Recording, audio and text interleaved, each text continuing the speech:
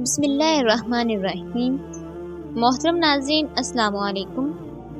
ناظرین، آج کی ویڈیو میں ہم آپ کو بتائیں گے پیغمبر خدا حضرت ابراہیم علیہ السلام کی ازواج مطہرات حضرت سارہ اور حضرت ہاجرہ کے بارے میں۔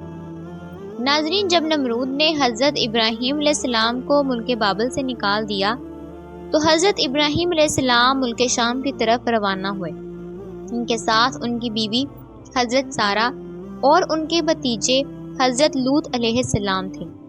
جب حضرت سارہ کا نکاح حضرت ابراہیم علیہ السلام کے ساتھ ہوا تو حضرت سارہ کافی آسودہ حال تھیں۔ ان کے پاس بہت سی زمینیں اور مویشی تھے۔ آپ نے تمام اموال حضرت ابراہیم علیہ السلام کو بخش دیے۔ حضرت ابراہیم علیہ السلام نے اپنی مہارت سے تمام امور کی اصلاح کی۔ مویشیوں اور زراعت میں ترقی ہوئی، یہاں تک کہ بابل میں کسی کا حال ان سے بہتر نہیں تھا۔ اس لیے یہ سارا مال نمرود نے حضرت ابراہیم علیہ السلام سے لینے کی کوشش کی اور انہیں ملک بابل سے نکال دیا۔ حضرت ابراہیم علیہ السلام حضرت لوط علیہ السلام اور حضرت سارہ کو لے کر چلے گئے اور کہا، سورۃ الصفات آیت نمبر 99 میں، اپنے پروردگار کی طرف یعنی بیت المقدس جا رہا ہوں، وہ عن قریب میری رہبری کرے گا۔ حضرت ابراہیم علیہ السلام ایک غیور انسان تھے، اس لیے انہوں نے اس سفر میں اپنی بیوی حضرت سارہ کو ایک صندوق میں بند کر دیا تاکہ وہ غیر مردوں کی نظر سے محفوظ رہیں۔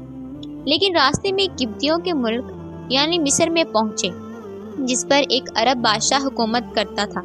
اس ملک کی سرحد پر ایک سپاہی نے حضرت ابراہیم علیہ السلام کو اپنے مال کا محصول ادا کرنے کے لیے روک لیا۔ وہ آپ کے سامان کی جانچ پڑتال کرتے کرتے اس صندوق کے پاس آیا اور بولا، یہ صندوق کھول کر دکھائیں۔ حضرت ابراہیم علیہ السلام نے کہا، فرض کرو کہ یہ صندوق سونے یا چاندی سے بھرا ہوا ہے، اب اس کے لیے جو کچھ تم چاہتے ہو میں وہ تمہیں دے دیتا ہوں، لیکن تم اس کو مت کھولو۔ اس نے کہا، جب تک صندوق نہ کھولو گے اس کا حساب نہیں ہو سکتا۔ اسی اسنا میں اس نے صندوق کو کھول دیا۔ جب اس کی نظر حضرت سارہ کے حسین و جمیل چہرے پر پڑی تو وہ کہنے لگا، اب تو میں جب تک تمہارے اور اس عورت کے بارے میں بادشاہ کو اطلاع نہ دے دوں تمہیں آگے نہیں جانے دوں گا۔ چنانچہ اس نے کسی شخص کو بھیج کر بادشاہ کو اس معاملے سے آگاہ کیا۔ بادشاہ نے چند لوگوں کو بھیجا کہ صندوق اٹھا کر لے آئے۔ حضرت ابراہیم علیہ السلام بھی ساتھ چلے اور فرمایا کہ جب تک میرے جسم میں جان باقی ہے میں صندوق سے جدا نہیں ہوں گا۔ جب بادشاہ کو یہ اطلاع دی گئی تو اس نے حکم دیا کہ ابراہیم کو بھی تابوت کے ساتھ آنے کی اجازت دی جائے۔ چنانچہ حضرت ابراہیم علیہ السلام کو تابوت اور ان کے تمام سامان کے ساتھ بادشاہ کے پاس لے جایا گیا۔ جب آپ اس کے سامنے پہنچے اور اس کی نظر حضرت سارہ پر پڑی تو اس نے بے اختیار اپنا ہاتھ ان کی جانب بڑھایا۔ حضرت ابراہیم علیہ السلام جو غیرت و حمیت کا سرچشمہ تھے وہ سخت پریشان ہوئے اور ادھر سے منہ پھیر کر اللہ تعالیٰ سے کہا، پروردگار، میرے اہل حرم کو اس شخص کے ہاتھ سے محفوظ رکھنا۔ اسی وقت بادشاہ کا ہاتھ سوکھی لکڑی کی مانند ہو گیا اور اس نے حضرت ابراہیم علیہ السلام کو مخاطب ہو کر کہا، کیا تمہارے خدا نے میرا ہاتھ خشک کر دیا ہے؟ حضرت ابراہیم علیہ السلام نے فرمایا، ہاں، میرا خدا غیور ہے اور وہ حرام کاموں کو ناپسند کرتا ہے۔ بادشاہ نے کہا، آپ اپنے خدا سے دعا کریں کہ وہ میرا ہاتھ ٹھیک کر دیں، میں آپ کے حرم کے ساتھ کوئی ایسی حرکت نہیں کروں گا۔ چنانچہ حضرت ابراہیم علیہ السلام نے دعا کی اور بادشاہ ٹھیک ہو گیا۔ تاہم اس نے دوبارہ حضرت سارہ کی جانب دیکھا اور اپنا ہاتھ ان کی طرف بڑھایا۔ اس پر پہلے کی طرح اس کا ہاتھ پھر خشک ہو گیا۔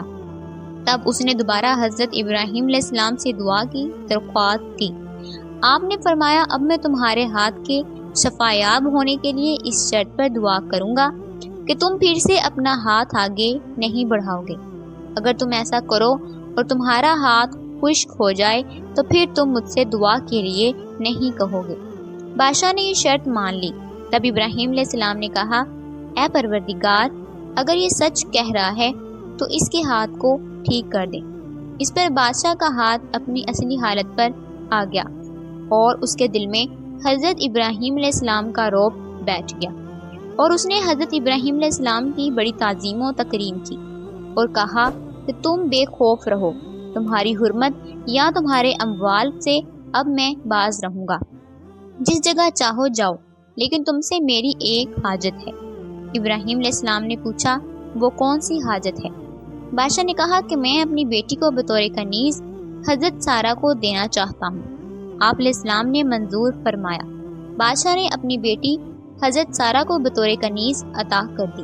بادشاہ کی بیٹی کوئی اور نہیں بلکہ حضرت ہاجرہ تھی، جن کو بعد میں اللہ تعالیٰ کے حکم سے حضرت ابراہیم علیہ السلام نے اپنی بیوی کا درجہ دیا، اور انہی کے بطن سے اللہ تعالیٰ نے حضرت ابراہیم علیہ السلام کو حضرت اسماعیل علیہ السلام عطا کیے۔